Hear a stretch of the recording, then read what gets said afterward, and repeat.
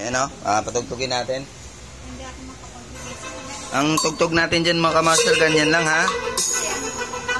Para hindi tayo mano sa ano ng YouTube.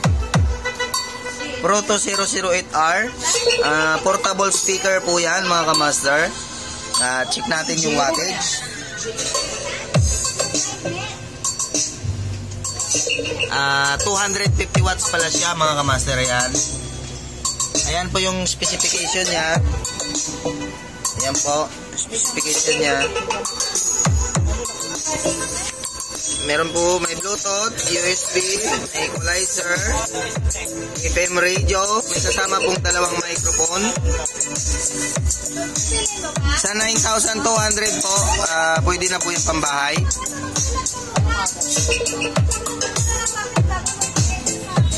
Ito po yung likod, mga kamaster. 12 inches lang po yan, portable speaker. Ayan po. Nag-charge po siya. Dina-charge po natin. Naka-bluetooth lang po yan mga kamaster.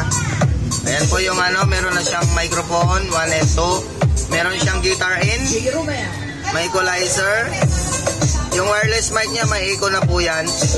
Tsaka pwede nyo rin po siya gamitin pang 12 volts battery mga kamaster. Ayan meron siyang supply pang 12 volts. Magandang gamitin to pang pang outing. Tapos pang karo, pwede po yan. Sa 9,200 po, murang-mura na po yung mga ganyan. Yan. Yung audio natin mga kamaster, lang yan kasi minsan na CCTR tayo. Ayan po.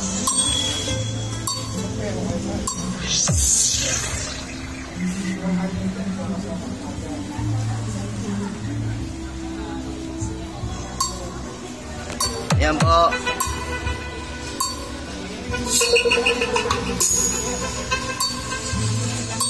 Pwede naman po yan lakasan mga kamaster.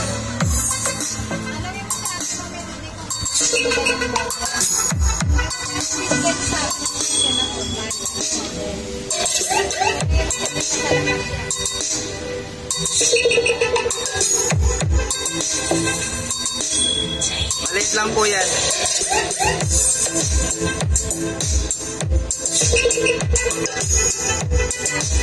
Yan lang yung pang test natin